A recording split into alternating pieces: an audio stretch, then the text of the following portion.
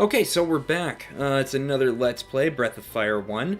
I wasn't entirely sure if I was going to do this Let's Play today, because, well, time is always an issue for me, but I was home today. And I saw there was a boat. There's a whole boat sequence here, and I am a big fan of a boat sequence in an RPG. So, okay, we're talking about how the game looks a little bit here today. So I really...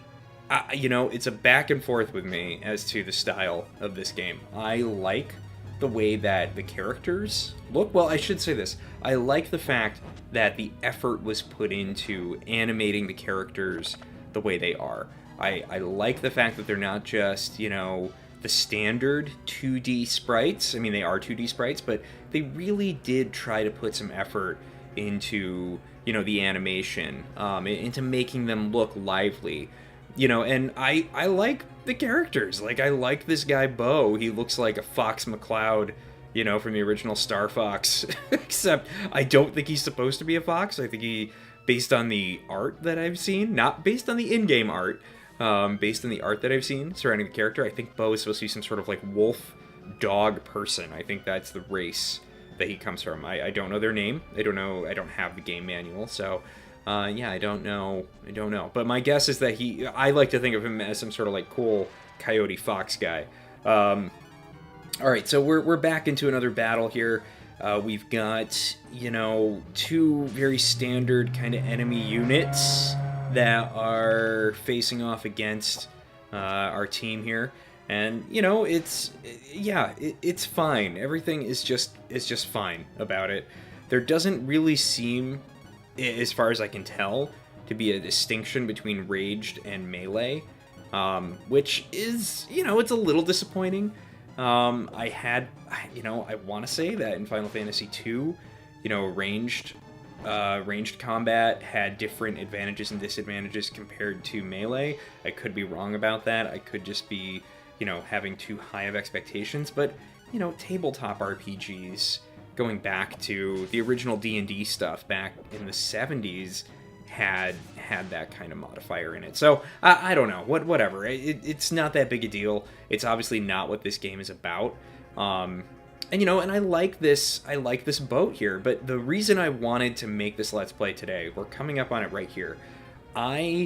This is a pretty well rendered and animated environment. It's a little slow. It's grid-based. You can't run. But I completely overlooked the staircase. That's what you're seeing happen here.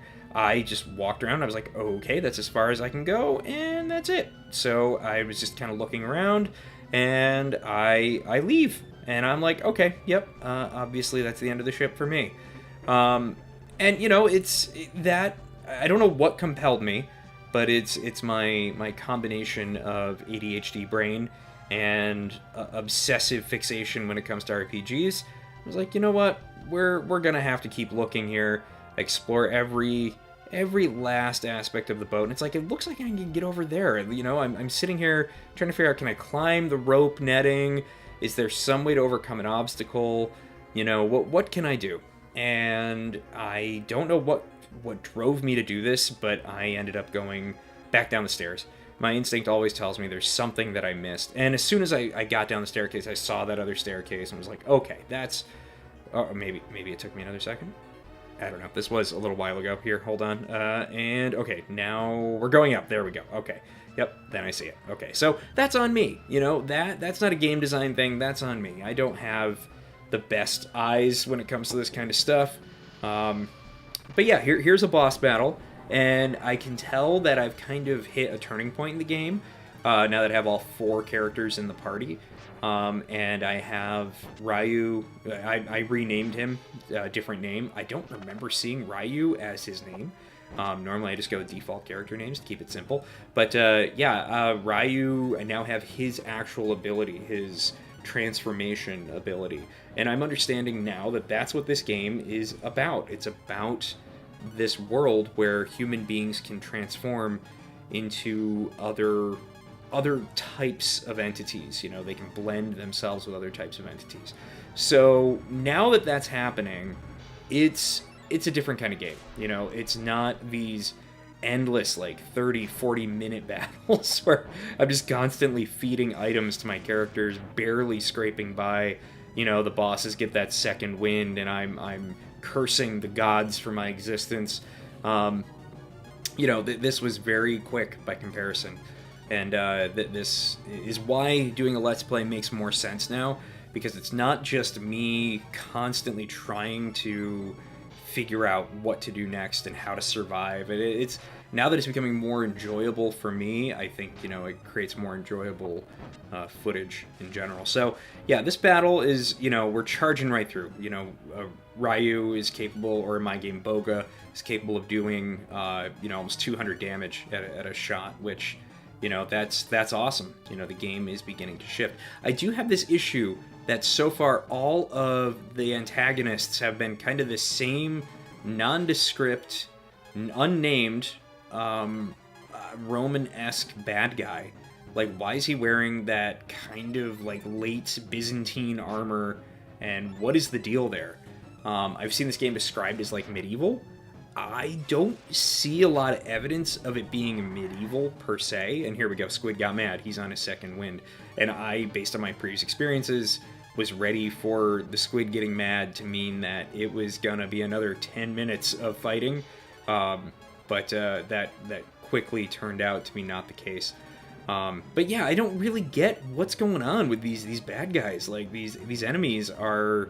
They're the dragons, or the family of the dragon? I don't know. I don't really understand, because it's like, is Ryu also one of these guys? Because he can transform into other creatures, and yeah, it's weird. And based on what I've started doing some research, and I think I will end up doing a retrospective on this eventually, probably after I play all 4 of the Breath of Fire games, that there were issues with localization. They couldn't fit... Japanese characters are dense. They contain more information per character, obviously, than a single, in an English syllable. We need 3 characters sometimes 4 characters to make up a single syllable, and that doesn't even contain the information that's necessary to create the word. Whereas a Japanese character can create an entire word, or an entire concept, or multiple concepts sometimes. And so because of that, the localization really suffered. And I did not, this UI, this user interface here that, you're seeing me kind of navigate here, the item menu, that, I will go into detail when I do the reflection video at the end, as to how I kind of understood this, and that there was a whole journey to me coming to understand that. Like, I didn't even know what some stuff did at all, like, I didn't know that I could find out what an item did until much later. Into the playthrough. Okay, so now we're coming up on the end of this Let's Play. I'm going through the ship. I'm seeing that there's some items here in this hold. Okay, cool. In my mind, it's okay, we're about to set sail. I'm getting ready to leave on the boat here. And, okay, we got cannonballs. Just lots of cannonballs here. Nothing else. Nothing else to do on the boat. Okay, so we go back. We've got to backtrack. Always lots of backtracking in this game, which is fine, used to that. Been playing RPGs most of my life. There's always a lot of backtracking. And we go back again. Okay, yep, back again. No problem. Like I said, very compelling footage. This is why I've been avoiding the Let's Plays. And yeah, nothing happens. My instincts, and this is the issue, I played later generation RPGs. The first couple of JRPGs I played were like Final Fantasy VII, really the Final Fantasies that were on the PS1. The PlayStation 1 and N64 was really my nascent generation of gaming. But yeah, I'm like, okay, I missed a cutscene, I missed something isn't getting triggered, I'm supposed to take over the boat. This is me making a presumption about how the situation is supposed to play out, and not understanding that there's probably something else I should do. And, I go as far as to just keep searching everywhere, thinking something got left behind. But I'm kind of a paranoid gamer. I have gotten burned by bugs many times, and I have found myself hemmed into a corner, and I'm sitting here thinking, okay, I'm gonna have to reload, go back, try the boss fight again.